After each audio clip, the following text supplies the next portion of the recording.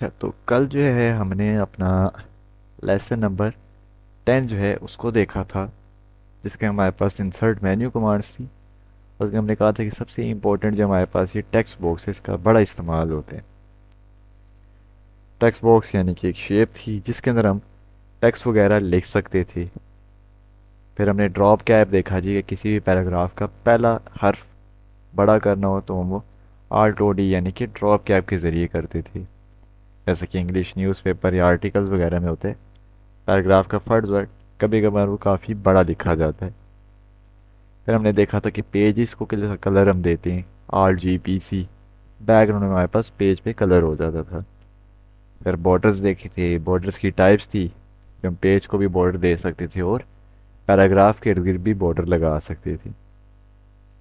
और वही हमने प्रोजेक्ट जो है आखिरी जो मैंने शेयर किए, उसके टॉप पर भी यही बॉर्डर का ही इस्तेमाल किया गया है।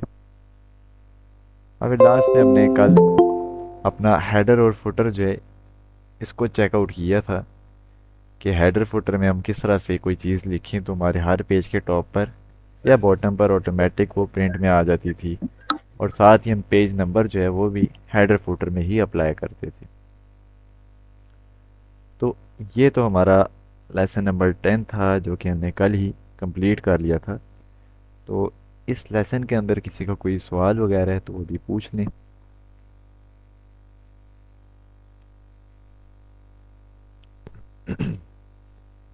सर जी, सीवी हम कैसे बनाएंगे? सीवी। सीवी या रिज्यूमी जो है आप इसी टेक्स्ट बॉक्स का यूज़ करेंगे। बस ये शेप्स आ जाए ना हमारी, क्योंकि आज हमने टेबल पढ़ने, नेक्स्ट हमारा शेप्स का ही लेसन है। उसके बाद बल्कि मैं खुद एक ना सीवी का टेम्पलेट शेयर करूँगा, वहाँ पर बस आपने अपना यानी कि ना आप कह लें कि डाटा एंटर करके उसको आप बना सकते हैं। यानी कि आप कह लें कि अगर हम अभी सीवी बनाएं तो उसका हम तकरीबन 60% काम जो है वो कर सकते हैं, यानी कि ऑलमोस्ट। बस ये शेप जो है हमारे पास टेबल के बाद शेप हो जाए, देन वो हमारा कंप्लीट हो जाएगी। फिर सीवी का टेम्पलेट भी आएगा साथ दूसरी चीज़ें भी। सर जी, पहले एडवांस नहीं है। मेरा सर ने कहा कि सीवी आप बनाए मुझे सेंड करे।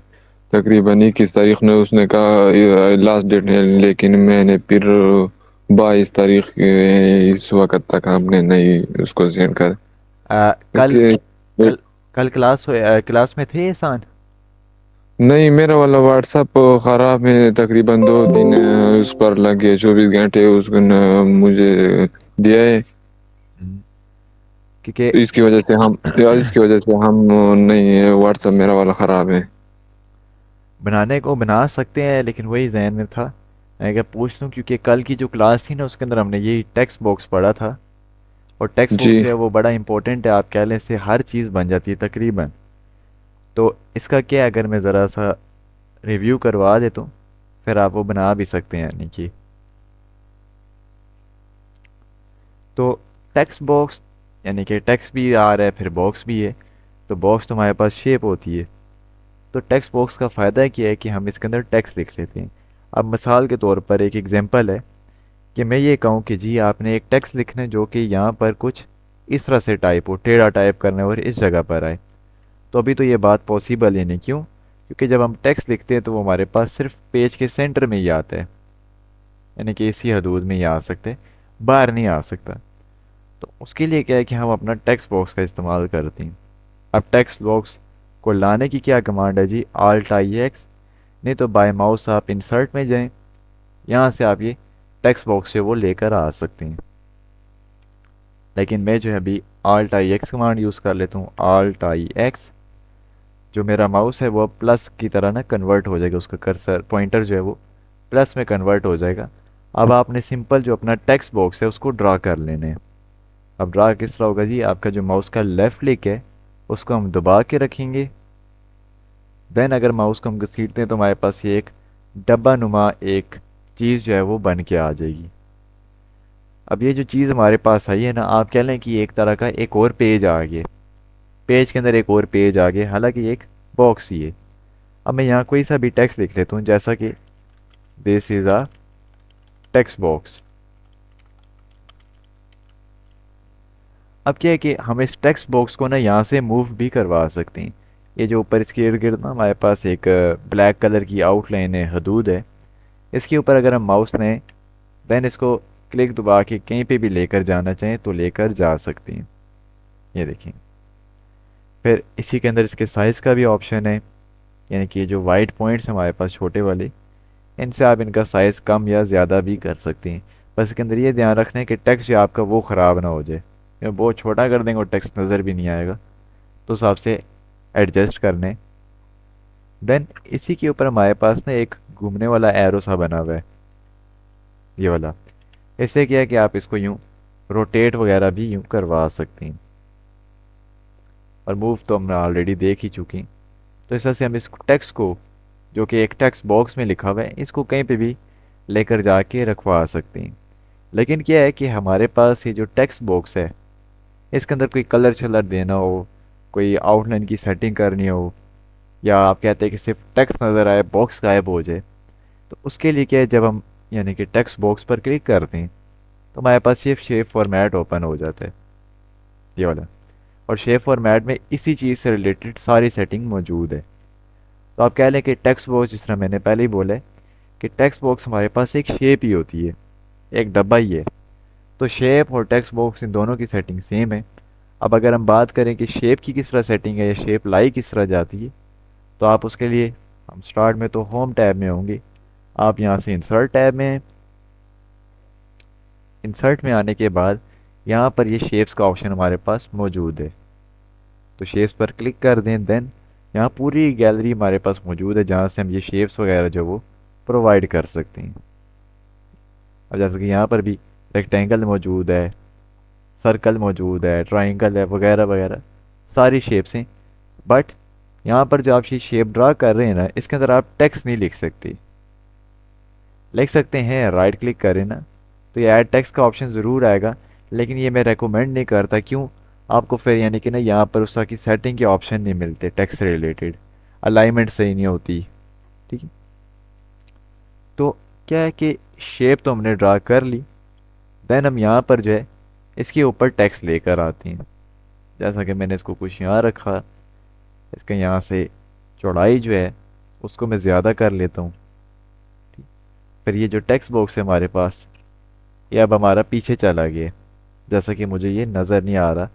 टेक्स्ट बॉक्स कह लें या टेक्स्ट कर लें, अब ये पीछे है, बैकग्राउंड में नज़र नहीं आ रहा। तो सिंपल है, हम इस टेक्स्ट बॉक्स पे क्लिक करने के बाद इसको आगे लाने से नीली शेप के आगे, तो हम यहाँ से ब्रिंग फारवर्ड कर देंगे।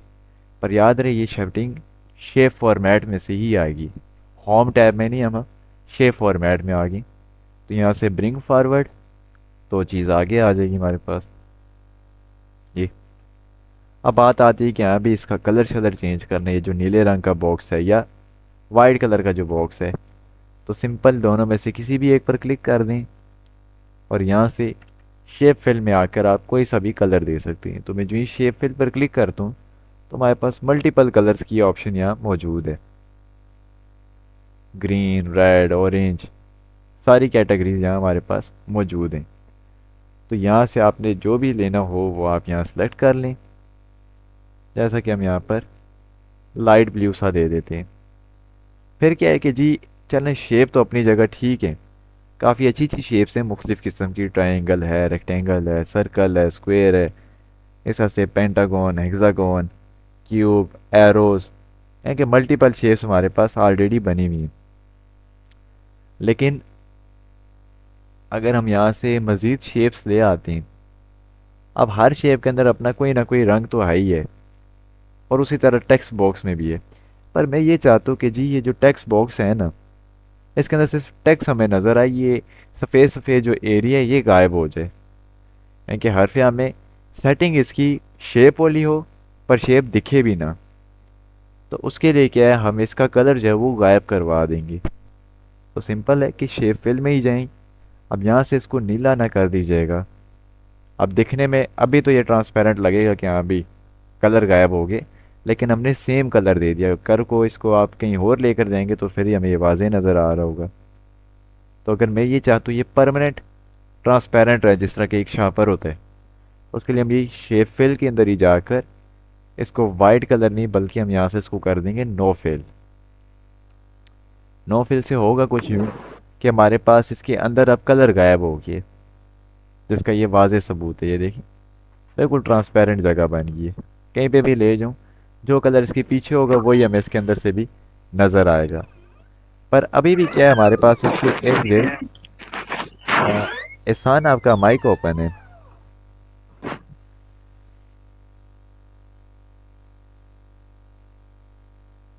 हाँ, तो हम जिक्र कर रहे हैं कि अब ये ट्रांसपेरेंट तो हो गया है, लेकिन इसकी जो हदूद है, इसकी बाहर एक डब्बा सा हमें अभी भी एक तरह से नज़र आ रहा है। और ये जो पतली सी एक लाइन हमें नज़र आ रही है, ये हमारी कहलाती है जी आउटलाइन। ये वाली जो लाइन है इर्द गिर्द, ये एक आउटलाइन है। और इसका भी कलर हम यहाँ से गायब करवाएंगे। अब वो किस तरह होगा, वो वापस हम शेप फॉर्मेट में ही जाएंगे। शेप फिल से तो हमने नो फिल करके इसको ट्रांसपेरेंट कर दिए। शेप आउटलाइन में हम जाएंगे इसी के नीचे, और शेप आउटलाइन से भी हम इसको दोबारा नो आउटलाइन कर देंगे, जिससे कि हमारे पास ये मुकम्मल तौर पर ऐसा लगेगा ही नहीं कि हाँ भाई ये किसी शेप में लिखा हुआ है या किसी टेक्स्ट बॉक्स में। क्यों? ना इसके अंदर का कोई कलर नज़र आ रहा है, ना इसकी हदूद में कोई कलर नज़र आ रहा है। ठीक है, तो हम इसको कहीं भी ला कर रख लें, वो ऐसे ही डाल देगा जैसा कि इसी जगह का हिस्सा ये नॉर्मल टेक्स्ट लिखा हुआ है। तो हम ये जो टेक्स्ट बॉक्स और यहाँ पर जो हम इंसर्ट से शेप्स ला रहे हैं, इनकी मदद से काफ़ी चीज़ें बनाते हैं। यानी कि जो मैंने प्रोजेक्ट शेयर किए वो भी इसी की मदद से ही बनाया गया, यानी कि उसमें चंद एक चीज़ें जो हैं वो इसी की मदद से हैं। ये तो यूँ जो हमारे पास ये टेक्स्ट बॉक्स और शेप, इनकी यूजेज जो है, इनकी सेटिंग्स वगैरह जो हैं वो हम इस्तेमाल करते हैं। अभी तुमने इस शेप को इतना ख़ास नहीं देखा, बस एक rough rough main main setting आप कह लें वो हमने देखी है। आगे हमारा टेबल के बाद शेप का लेसन है, तो उसके अंदर ज़रूर हम इसको डिटेल में देखेंगे साथ ही।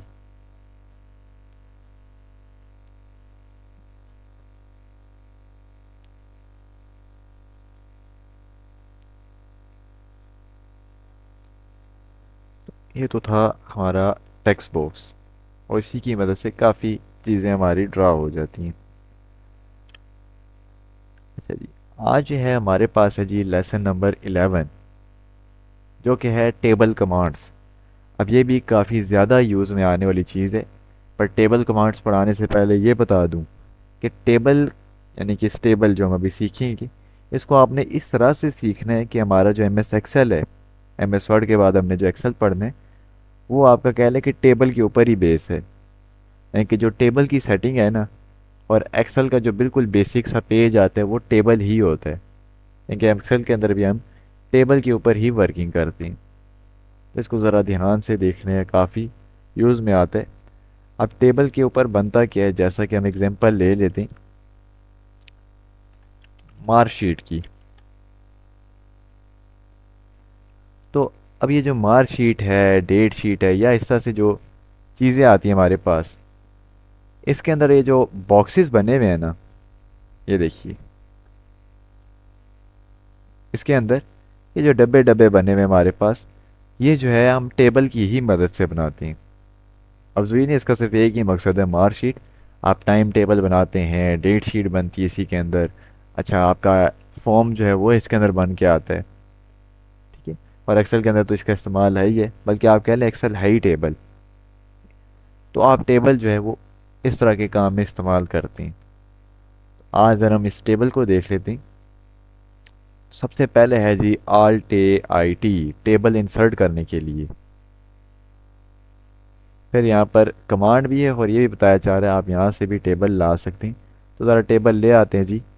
तो मैं कमांड यूज़ कर लेता हूँ जी आल्ट ए आई टी।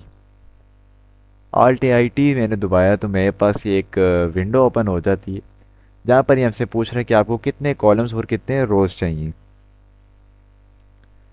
अब जब मैं इसको कह देता हूँ, या हम एक टेबल बना लेते हैं डायरेक्ट।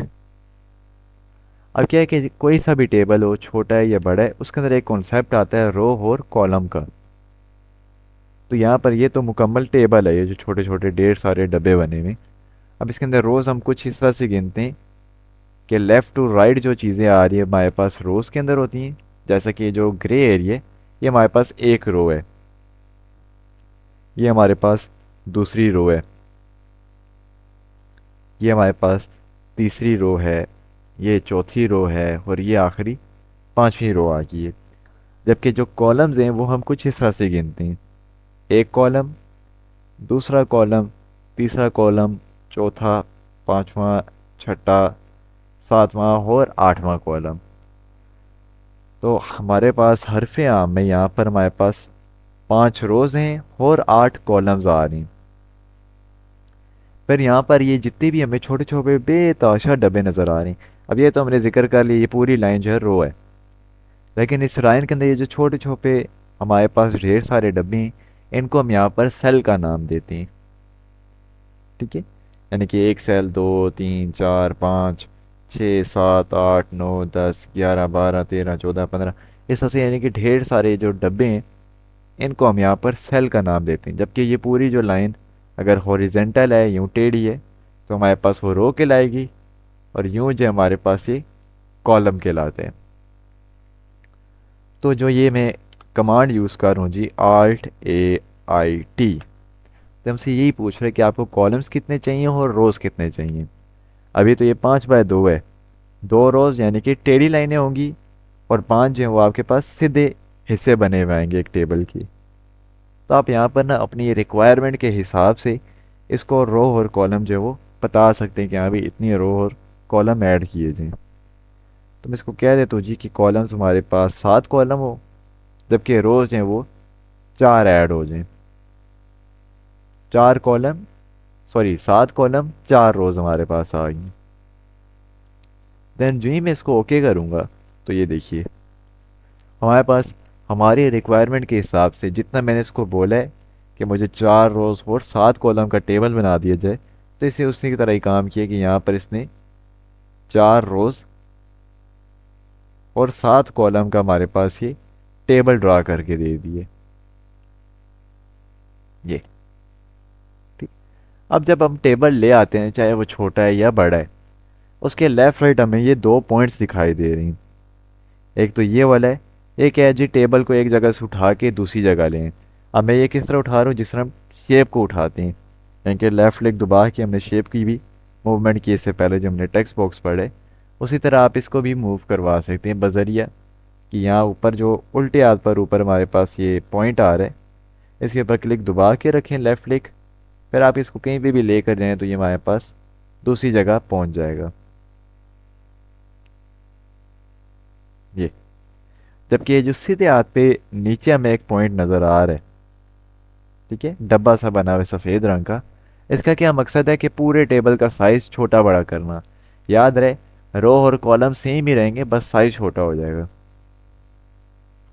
आप कहने को ये भी कॉलम्स ही हैं अभी भी, बेशक साइज़ छोटा है, ठीक है, ऐसा नहीं साइज़ छोटा हो गया तो हम कहें जी अब ये एक कॉलम बन गया और एक रो है, नहीं, ये हमारे पास यूँ ही चलेंगी। तो ये जो है हमारे पास यहाँ से टेबल का ओवरऑल जो साइज़ है हम इंक्रीज़ या डिक्रीज़ कर सकते हैं। फिर अगर हम चाहें कि चले जी ये पूरी टेबल का साइज़ कम या ज़्यादा तो हो रहा है, लेकिन मैं ये चाहता हूँ कि ये जो हमारे पास लाइन है ना, ये कॉलम की लाइन है, ठीक है, मैं चाहता हूँ सिर्फ ये लाइन आगे पीछे मूव हो। तो उसके लिए सिंपल है कि आप इस लाइन के ऊपर माउस लाएं, और जब आपके पास ये वाले एरो आए, एक ये वाला एरो है, ये नहीं, ये वाला एरो आया ना, जब 2 एरोज आए आप कह लें सीधे और उल्टे हाथ की तरफ इनकी तीर मुड़े होंगी, तब आप समझ जाएं कि अब अगर हम इसको मूव करेंगे तो हमारे पास ये एक लाइन मूव में आएगी। जैसे कि मैं ये क्लिक दबा के रखता हूँ और माउस में लेफ़्ट राइट करूँगा, तो ये देख लें जी, अब वो पूरी लाइन, सिर्फ एक लाइन जो है वो मूव हो रही है। यहाँ से मूवमेंट होती है लेकिन सारी लाइनें पीछे चली जाती हैं, सारी अगट्ठी आगे आ रही थी। लेकिन यहाँ से क्या आपके पास एक इंडिविजुअल, एक मखसूस लाइन जो है वो आगे पीछे मूव करेगी। सेम रोज़ के साथ भी है कि नीचे वाली लाइन के ऊपर माउस लाएं, 2 एरोज बने आ जाएं, फिर क्लिक दबा के आप इसका यूँ साइज़ वगैरह भी बढ़ा सकते हैं।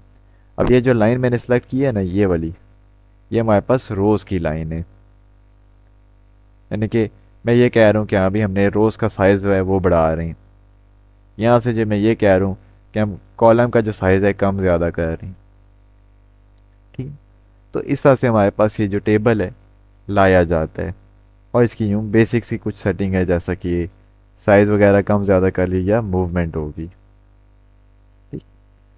फिर आप table alt A I T से भी ला रहे हैं, वो आ जाएगा।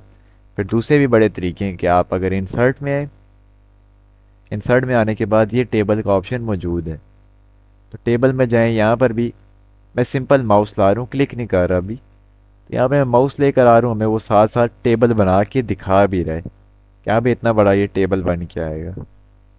ठीक। तो हम यहाँ से भी ये जो टेबल है इसको ड्रा करके दे सकते हैं, जैसा कि ये हो गया।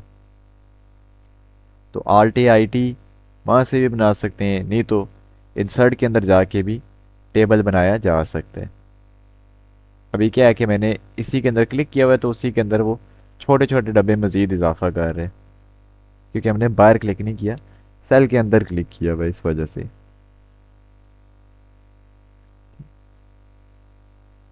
तो ये तो हमारे पास टेबल लाने का तरीका है। ठीक है। आगे इसकी मर्जिंग है, इसका कलर शलर चेंज करने, उसकी तरफ भी मैं आता हूँ। लेकिन उससे पहले यहाँ ये जो हम टेबल लाए हैं, इसकी सेटिंग वगैरह की है जो हमने अभी तक, इसके अंदर किसी का कोई सवाल है तो वो अभी पूछ लें।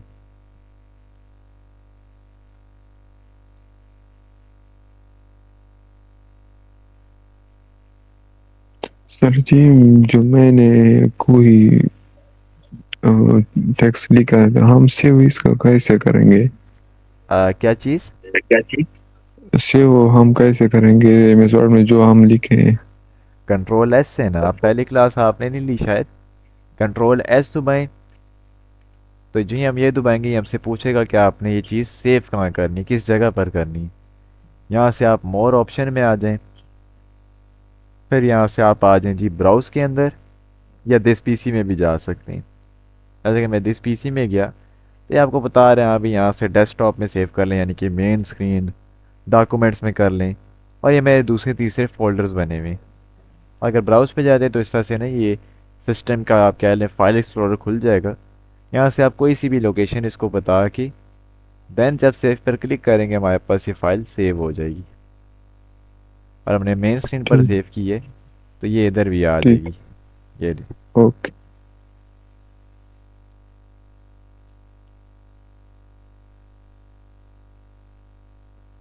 और किसी का कोई सवाल वगैरह इसमें, ये जो मैंने अभी पढ़ा टेबल?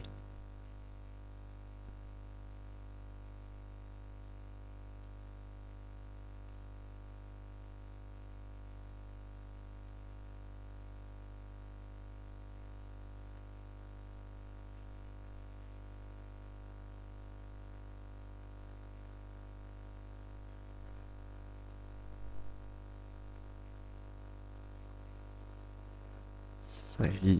अच्छा जी। नेक्स्ट ये है हमारे पास है जी कि टेबल तो आपका आ गया, फिर आगे इसकी मज़ीद सेटिंग। अब ये क्या है जी कि हमारे पास मर्ज सेल, स्प्लिट सेल, ये चंद एक ऑप्शन आ रहे हैं, फिर इंसर्ट डिलीट भी है। तो क्या है कि जी आपके पास ये एक टेबल बन के आ गया। अब आप चाहते हैं इसके अंदर कोई चीज़ फालतू है, यानी कि कोई रो और कॉलम आपके पास फालतू घूम रहा है, कोई सेल जो है वो फालतू है, तो उसको मिटाने का क्या तरीका है? होता है ना, इंसान है हम, तो कोई गलती हो सकती है, कोई चीज़ एक्स्ट्रा भी तो आ सकती है। तो उसके लिए हम इसकी सेटिंग में जाएंगे। अब जो इसकी सेटिंग है, अभी देखें हम यहाँ पर इंसर्ट टैब में, अगर मैं बाहर क्लिक करूँ ना, तो हमारे पास जो सबसे आखिरी टैब है वो तो है जी हेल्प की। लेकिन जो ही मैं टेबल की हदूद में क्लिक करता हूँ, तो हमारे पास यहाँ दो और मज़ीद टैब्स खुल के आ रही हैं। एक तो है टेबल डिज़ाइन की, और एक जो हमारे पास टेबल लेआउट की है। तो इसके अंदर कोई चीज़ डिलीट या मज़ीद इजाफा करना है रो और कॉलम्स का, तो हम टेबल लेआउट के अंदर आएंगे। और याद रहे ये टेबल के अंदर ही सेटिंग होगी, अगर टेबल नहीं है तो ये सेटिंग भी नहीं आएगी आपके पास। तो टेबल लेआउट के अंदर हमारे पास यहाँ पर ये डिलीट का ऑप्शन है। ठीक। अब डिलीट करने से पहले मैं यहाँ पर एक ना यूँ टेक्स्ट लिख लेता हूँ अंदाजे के लिए, जैसा कि ये सेंटर लिख लेते हैं, अबव, बिलो, राइट, और यहाँ से लेफ्ट। अब क्लिक जो है मैंने यहाँ सेंटर वाले पे क्लिक कर दिया जी। तो क्या है जी कि जब मैं डिलीट में जाता हूँ, यानी कि फालतू सेल आ गए, तो डिलीट में मैं गया तो यहाँ हमारे पास मल्टीपल ऑप्शन आ रहे हैं चीज़ को डिलीट करने के लिए। अब चाहें तो आप एक एक सेल भी डिलीट करवा सकते हैं, डिलीट सेल। डिलीट सेल में जाने के बाद आप यहाँ से इसको बता दें हाँ भाई कौन सा सेल डिलीट करना है। ऑफ कोर्स ये वाला डिलीट करना है, तो शिफ्ट सेल लेफ्ट या सेल से अब कर लें तो हमारे पास वो मखसूस सेल डिलीट हो जाएगा। और उसकी जगह लेने के लिए आप कह लें ये राइट वाला टेक्स्ट इसकी जगह लेने लेफ्ट पर आ जाएगा, या नीचे वाली चीज़ ऊपर आ जाएगी। इस तरह से देखिए सेंटर वाला जो सेल है हमारे पास वो डिलीट हो चुका है। फिर इसी के अंदर डिलीट सेल के अंदर रो और कॉलम के भी ऑप्शन है। अभी हमने जिक्र किए कि जो रो है हमारे पास वो पूरी यूं कहलाएगी। तो इसके अंदर आप कह लें ये लेफ़्ट सेंटर राइट भी मौजूद हैं, ये हमारा एक रो का हिस्सा है। तो अगर आपने पूरी लाइन डिलीट करनी है तो डिलीट इंटायर रो। अच्छा ये जो रो और कॉलम हम डिलीट कर रहे हैं ना, ऐसा नहीं कि इसका टेक्स्ट डिलीट होगा, ये पूरी लाइन ये पूरे डब्बे डिलीट होंगे। और इससे हमारा टेबल भी ज़रा छोटा होगा, ये देखिए। अब लेफ़्ट सेंटर लाइन और ये जो पूरी लाइन थी वो डिलीट होगी क्योंकि हमने डिलीट इंटायर रो कर दिए। तो इस तरह delete, delete cell, delete entire column का ऑप्शन है, उससे क्या हमारे पास ये वाली पूरी लाइन जो है आपके पास डिलीट हो जाएगी टेक्स्ट समेत। तो ये देखिए पूरी लाइन डिलीट कर दी। और रो और कॉलम फिर आपके पास जाहिर सी बात है कम भी होती हैं। ये डिलीट आप यहाँ बाहर से भी कर सकते हैं, डिलीट कॉलम, डिलीट रो, या अगर पूरा टेबल ही डिलीट करने तो डिलीट टेबल पे क्लिक करके आप पूरा टेबल भी गायब करवा सकते हैं। ये है। और इसके अंदर यही काम आप ना आप कह लें ड्रा और इरेजर से भी कर सकते हैं। ये जो दो चीज़ें हैं ना ये बड़ी इंपॉर्टेंट है, प्रोजेक्ट जो मैं शेयर करूँगा उसके अंदर इनका बड़ा इस्तेमाल होगा। अब ये क्या है कि मैं चाहता हूँ कि यहाँ पर ना एक और पतली सी लाइन लगी हुई आ जाए। तो उसके लिए क्या हम ड्रा टेबल में जाएंगे और आप यहाँ आके क्लिक दबा के रखें, लेफ़्ट क्लिक दबा के रखेंगे। और फिर जब मैं यहाँ आता हूँ तो ये देखिए हमारे पास यूँ जब ग्रे कलर की एक स्ट्रेट लाइन आ जाए ना, और जो ही हम छोड़ेंगे हमारे पास ये देखें एक लाइन ड्रा होगी ये जी। ये आप जितनी मर्जी ऐड करना चाहे कर सकते हैं। और ये जो है सिर्फ वर्टिकल ऐड नहीं होती, आप इनको यूं भी लगा सकते हैं।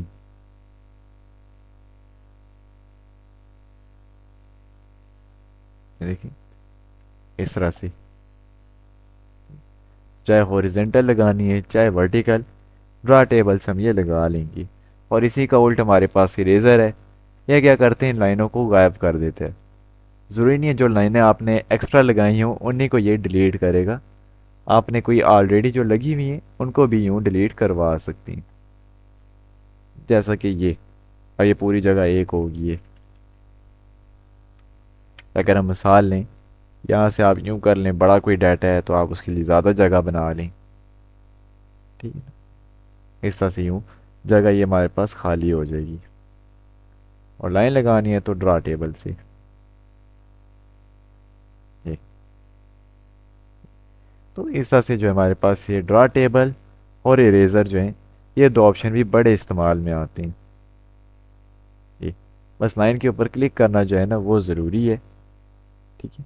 तो हमारे पास ये जो चीज़ है वो इरेज करवा देते हैं। अब यहाँ से ये पूरी जगह सेलेक्ट कर लेंगे ना तो अंदर ये सारी लाइनें उसने गायब कर दी।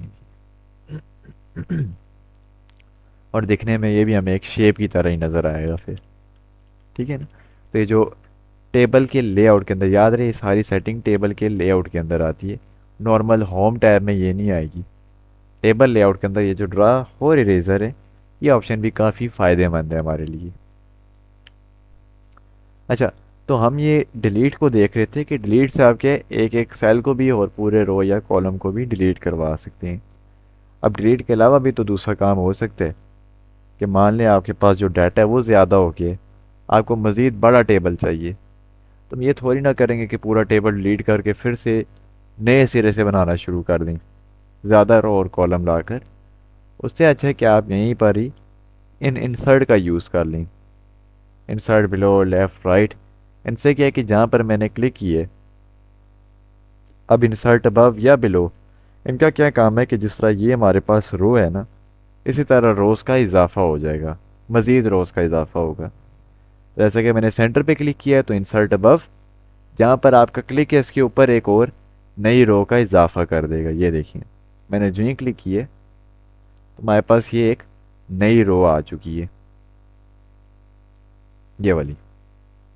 कंट्रोल जी करते हैं, फिर इस तरह इंसर्ट बिलो कि जहाँ पर आपका क्लिक है जिस सेल में, अच्छा ज़रूरी नहीं है मैं यहाँ क्लिक कर रहा हूँ, आप यहाँ क्लिक कर रहे हैं, यहाँ क्लिक कर दें, उसका मकसद एक ही है। तो इंसर्ट बिलो कि जहाँ आपका क्लिक है उसके नीचे रो का इजाफा कर देगा।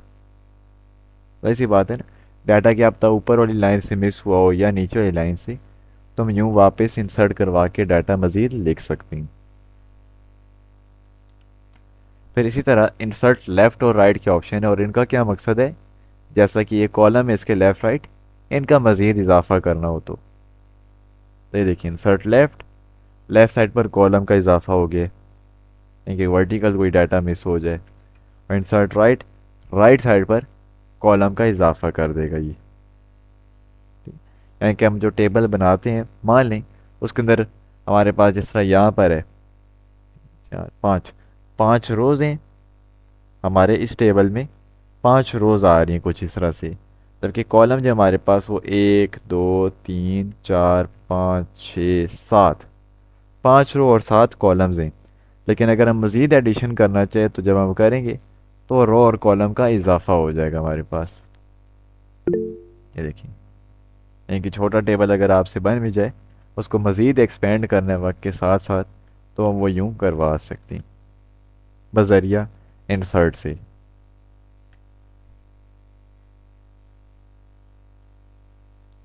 जी आयशा।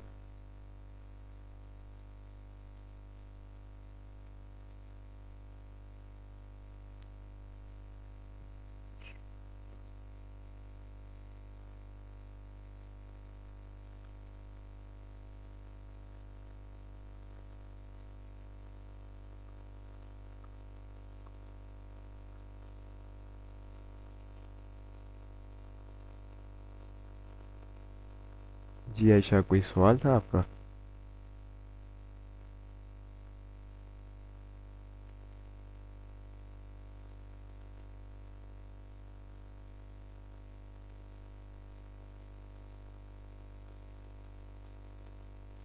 सवाल हो तो आपने यहाँ टाइप कर लेने।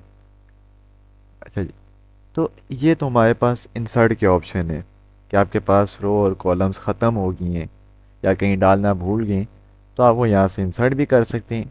और अगर आपके पास फालतू रो और कॉलम है तो हम वो यहाँ से डिलीट भी करवा सकते हैं। ये, और इरेज़र और ड्रा भी आप कह लें किसी हद तक यही काम कर रहे हैं हमारे पास। वो भी यही कर रहे हैं, लाइनों का इजाफा भी कर देते हैं और लाइनें मिटा भी देते हैं। अब यही जो चीज़ें हैं हमारे पास, रो और कॉलम, इसी के साथ हमारे पास आता है जी मर्ज और स्प्लिट के ऑप्शन। ये दो भी पढ़ लेते साथ ही। तो आल्ट ए एम कमांड है मर्ज सेल की, और आल्ट ए पी कमांड है हमारे पास स्प्लिट सेल की। तो क्या है जी कि अब ये मर्ज और स्प्लिट है क्या, ये भी ड्रा और इरेजर की ही भाई हैं, लेकिन इस्तेमाल का तरीका ज़रा सा डिफरेंट है। तो मर्ज तो हमारा ये यहाँ पर बाय माउस अगर देखिए तो ये मौजूद है, लेकिन ये काम नहीं करता। अब काम क्यों नहीं कर रहा? मर्ज लफ्ज़ से मुराद ये है कि दो या दो से ज़ायद चीज़ों को आपस में मिलाना। तो यहाँ टेबल की बात की जाए तो यहाँ पर कॉलम्स की ही बात कर रहे हैं हम, रो कॉलम या सेल्स की। तो जब तक हम यहाँ दो सेल्स की सिलेक्शन ना कर लें, कम अज़ कम दो सेल्स की सिलेक्शन ना कर लें, तब तक ये मर्ज सेल खुलेगा ही नहीं। तो क्या है जी कि मैं यहाँ पर ये सिलेक्शन कर लेता हूँ, सिलेक्शन यानी कि लेफ़्ट क्लिक दबा के रखें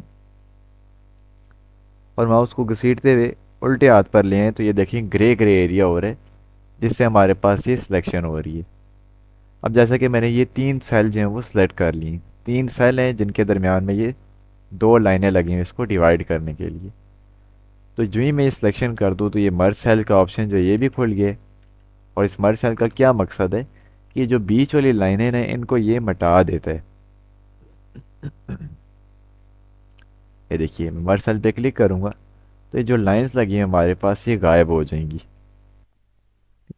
तो ये देखिए, ये क्लिक किया और ये हमारे पास दरमियान में जो इनको तकसीम करने वाली लाइनें थी वो इसने गायब करवा दी हैं। तो ये हम मर्ज सेल से करवा सकते हैं। जो ही नहीं, आप हर चीज़ हॉरिजेंटली करें, आप इसको वर्टिकल भी लेकर चल सकते हैं। जैसा कि ये मर्ज सेल, अब ये पूरी जगह एक होगी ये। और ये काम आप कह ले, इससे पहले हमने स्टार्ट में ही देख लिया था कि आप इरेजर से भी कर सकते हैं। इरेजर लेकर लाइनों पर क्लिक दबाएं, लाइनें गायब, तो ये भी एक तरह की मर्जिंग ही है। ये देखिए, ये भी मर्जिंग है। तो मर्ज सेल क्या है कि ये जो बीच में लाइनें लगी होती हैं सिलेक्शन के दौरान, ठीक है, या सिलेक्शन आप कर लेते हैं, उन लाइंस को मिटाना है तो ये मर्ज सेल से मिटा देते हैं हमें। फिर इसी तरह है जी स्प्लिट सेल। स्प्लिट सेल का क्या काम है कि जो आपका एक सेल है कोई सा भी, उसके अंदर मज़ीद छोटी छोटी लाइनें लगा देना। अब यही काम हम ड्रा टेबल से भी कर रहे हैं कि यूं हमने लाइंस का इजाफा करवा दिया जी कुछ इस तरह से। ये देखिए, और यही काम हमारा स्प्लिट टेबल, और सॉरी स्प्लिट सेल जो है ये भी कर रहा है। जैसा कि मैंने यहाँ लिया, स्प्लिट सेल में मैं गया जी, मैं जाऊँगा, ये मुझसे फिर पूछेगा कि हाँ भी आपको कितने रोज़ और कितने कॉलम्स चाहिए। तो मैं इसको कह देता हूँ कि जी मुझे 4 कॉलम्स चाहिए, यानी कि वर्टिकल जो लाइंस हैं वो 4 हों, जबकि जो रोज़ हैं मैं इसको 2 का कह देता हूँ। अब क्या होगा कि ये जो हमारा पास ये वाला जो सेल है एक, इस सेल के अंदर मज़ीद यूँ 4 लाइनें लग जाएंगी और 2 यूँ लाइंस, यानी कि 2 तकसीम हिस्से बन जाएंगे इसके। तो जी मैं ओके कर दूँ, ये देखिए उसी के अंदर मज़ीद कॉलम्स और रोज़ का इजाफा कर दिए।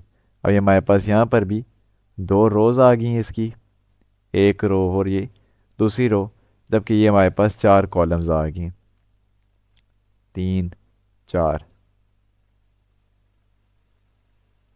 इस तरह से। और वही बात कि ये काम हमारा ड्रा टेबल से भी हो रहा है, लाइनर लगाएं वही सेम काम हो रहा है। बस हाँ ये ज़रूर है कि थोड़ा सा लेंथी प्रोसीजर है, क्योंकि एक एक लाइन आपको खुद लगानी पड़ती है इस तरह से।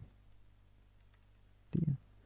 तो ये जो आप कह लें कि ड्रा टेबल, इरेज़र, अच्छा इंसर्ट अबव बिलो, या डिलीट, या मर्ज और स्प्लिट, यानी कि यहाँ से लेकर ड्रा टेबल से स्प्लिट सेल तक, ये चारों पांचों सेटिंग जो है ना बिल्कुल सेम सेम ही हमारे पास मिलती जुलती हैं। बस इस्तेमाल करने के जो तरीके हैं वो थोड़े से डिफरेंट हैं हमारे पास। ठीक है ना? तो इन्हीं चीज़ों की, यानी कि जो स्प्लिट और मर्ज है, इन दोनों की कमांड भी है कि आल्ट ए एम दबाएं, सेलेक्ट करके सेल को alt A M command press करेंगे तो ये हमारे पास मर्जिंग कर देगा। और अगर एक सेल के अंदर मज़ीद रो और कॉलम लाने, यानी कि स्प्लिट सेल, तो उसके लिए जो हमारे पास कमांड है वो है जी आल्ट ए पी। एम से मर्ज है, ए और पी से स्प्लिट कर देगा इसको, तो आल्ट ए पी। ये देखिए वही विंडो ओपन हुई है जो कि यहाँ क्लिक करने से हुई है। और हम इसको कॉलम्स और रोज़ बता सकते हैं। जैसा कि हमें रोज़ ज़्यादा देते तो 6 रोज़ 4 कॉलम्स, तो ये देखिए उस हिसाब से बन गए। अब जाहिर है कि इसका साइज़ ज़रूर बढ़ाएगा, क्योंकि उसने अब चीज़ भी तो बनानी है, तो साइज़ इसका ज़रूर इंक्रीज़ होगा। तो इस तरह से जो है हमारे पास ये टेबल और उसकी बेसिक लेवल की जो सेटिंग है वो हमारे पास अप्लाई होती है। ठीक है? आगे इसके मज़ीद डिज़ाइनिंग की भी सेटिंग है, बॉर्डर्स की सेटिंग है। बॉर्डर्स आप कह लें किसी हद तक हमने पढ़े में, लेकिन थोड़ा बहुत चेंज है, तो उसको भी हमने देखने, और साथ ही डिलीट वगैरह की जो कमांड्स हैं ये भी रिपीट हैं, लेकिन चलें ये जो है हम आगे अपनी नेक्स्ट जो क्लास है इंशाल्लाह जो मंडे को होगी उसके अंदर चले हम ये कवर कर लेंगे। तो ये थी जी हमारी आज की क्लास, जिसके अंदर हमने सबसे पहले देखा है जी टेबल बनाते किस तरह हैं। टेबल के अंदर हमारे पास कॉलम किसको कहते हैं, रोज़ किसको कहा जाता है, ठीक है, और सेल जो है वो हमारे पास क्या चीज़ होती है, यानी कि एक सिंगल डब्बा जो है वो सेल कहलाता है। फिर टेबल को हमने कहा था जी साइज़ आप छोटा बड़ा यहाँ से करवा सकते हैं, यहाँ से ये मूव हो जाएगा एक जगह से उठ के दूसरी जगह लेकर जाना हो तो। फिर साथ ही हमने अभी इंसर्ट डिलीट, यहाँ से हम डिलीट कर सकते हैं सेल को। अगर आपके पास सेल्स वगैरह की कमी है तो इंसर्ट से हम लगा सकते हैं ये। और ये काम हमारा इरेज़र और ड्रा टेबल भी कर रहे थे। और साथ ही लास्ट में हमने अपना मर्ज और स्प्लिट सेल को भी देखा है कि मर्जिंग से भी आपके पास जो सेल्स हैं वो भी एक हो जाते हैं, ठीक है, इरेज़र से भी एक हो जाती हैं। स्प्लिट से क्या है कि एक ही सेल के अंदर मज़ीद रो और कॉलम आ जाती हैं। और ड्रा टेबल से भी वही काम हो रहा था। तो यूँ जो हमने एक टेबल की जो है वो बिल्कुल बेसिक सी सेटिंग देखी, और मैंने ये बोला है कि एक्सेल जो है आपका टेबल के ऊपर ही बेस है। यानी कि आप टेबल की अगर सेटिंग को सही पहचान लेंगे, सही समझ आ जाएगी, तो एक्सेल के अंदर जो बेसिक चीज़ें हैं वो आपको ऑलरेडी आती होंगी। ठीक है, बेसिक फॉर्मेटिंग से रिलेटेड यानी कि। तो ये जो है हमने अभी आज अपना लेसन नंबर 11 जो है इसको हाफ ही कंप्लीट किया है। इंशाल्लाह ये जो हमारा मंडे को ये तो कंप्लीट हो ही जाएगा, साथ ही हम अपना नेक्स्ट लेसन भी स्टार्ट कर देंगे जो कि शेप से रिलेटेड है। तो इसके अंदर किसी का कोई सवाल, कोई चीज़ समझ नहीं आई तो वो अभी पूछ लें।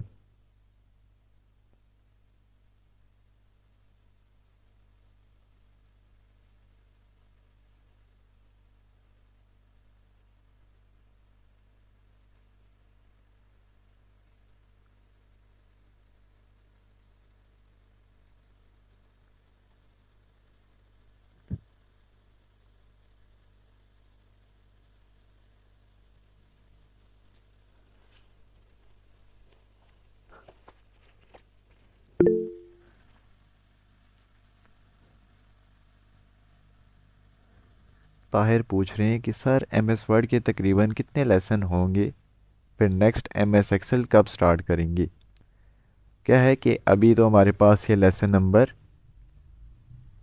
11 चल रहा है। इसके बाद 12 और 13 जो है ये दो लेसन है, लेकिन क्या है कि वो लेसन जिस तरह ये टेबल वाला ज़रा लेंथी है, उस तरह वो लेसन भी काफ़ी लेंथी हैं। देन उसके बाद आप लोगों का इसका पेपर होगा MS वर्ड का ही, ठीक है। उसके बाद जो आपका MS एक्सेल जो है वो स्टार्ट कर दिया जाएगा। तो तकरीबन अगर हम देखें तो ये आपके लग जाएगा लगभग एक से एक हफ़्ता मज़ीद लग जाएगा तकरीबन इस पर, MS वर्ड पे।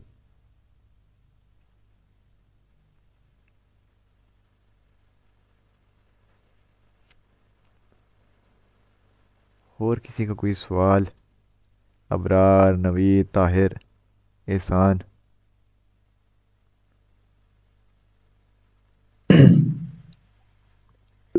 सर अस्सलाम वालेकुम। वालेकुम अस्सलाम जी ताहिर। सर जी मेरे पास ना MS वर्ड जो है ना वो वर्जन जो है ना पहले वाला है, ओल्ड वर्जन है, तो इसको अपडेट करने के लिए सर पहले वाला डिलीट करना पड़ेगा। जी जी, आपके पास पहले वर्जन कौन सा है जो अभी मौजूद सर है? ये ना, ये 7 है मेरे ख्याल में या 3 है, तो अभी ना अपडेट करना है। अपडेट करना है तो मैंने ऊपर ना ग्रुप में ये लिंक शेयर किया हुआ है। पर उसके लिए ये शर्त है कि आपका जी अगर सर। सिस्टम सही ठीक ठाक है, यानी कि 6 या 8 GB रैम है जी सर, एट जी उसमें। बी सर रैम है इसकी, है प्रोसेसर ना? भी सही है। ठीक। फिर आप ना लेटेस्ट वर्जन कर लें 2021, बट हाँ उसके लिए यही आपको पुराने वाला डिलीट करना ही पड़ेगा। ठीक हो गया सर, ओके थैंक यू। ठीक।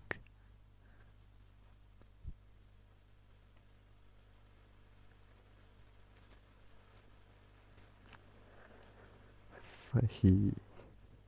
चलें, ये जो टेबल है इसकी सही से आप लोगों ने सेटिंग समझनी है, क्योंकि जैसा मैंने जिक्र किया कि एक्सेल इसी के ऊपर बेस है। तो वही बात है, एक तीर से दो शिकार कर लें। जो चीज़ आप यहाँ सीखेंगे आगे आपको इसका फ़ायदा भी मिल जाएगा एक्सेल में भी। तो ये भी देखने, और साथ ही अभी थोड़ी देर तक जो है मैं आपको एक और प्रोजेक्ट शेयर करूँगा जो कि इसी टेबल से रिलेटेड है, क्योंकि टेबल का इस्तेमाल करके वो बनाया गया है। तो वो भी आप लोगों ने शेयर कर देने। कल तो आई थिंक नेटवर्क नहीं होगा पाकिस्तान में, ठीक है, लेकिन कल जाहिर सी बात नेटवर्क नहीं है तो फ्री ही होंगे, एम तो मोबाइल फ़ोन इस्तेमाल कर रहे होंगे, सोशल मीडिया वगैरह। तो कल नहीं होगा तो उस दौरान चलें आप लोगों ने प्रैक्टिस वगैरह कंप्लीट कर लेनी, ठीक है।